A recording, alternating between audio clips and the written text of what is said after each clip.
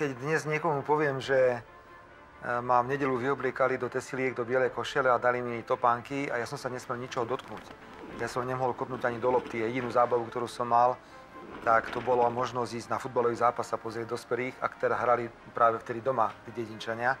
Tak tomuto už nerozumie. Dnes je život na dedine možno iný, ako to bolo pred, povedzme, 35 alebo 30 rokmi. Predovšetkým chcem povedať, že ja o tom dosť málo hovorím, ale možno na to je teraz priestor povedať, že pochádzam z rodiny, ktorá bola veľmi silne orientovaná katolícky. A v rodine, tak už sú zväčša po smrti všetci, súperi do mňa slovne kopú prakticky každý deň. A ja by som si rád kopol. 15. marca volíme hlavu štátu, kompetentného, skúseného a medzinárodne rešpektovaného štátnika s hlbokým vzťahom k Slovensku, ktorý je aktívny a presadzuje spoločné riešenia v záujme ľudí.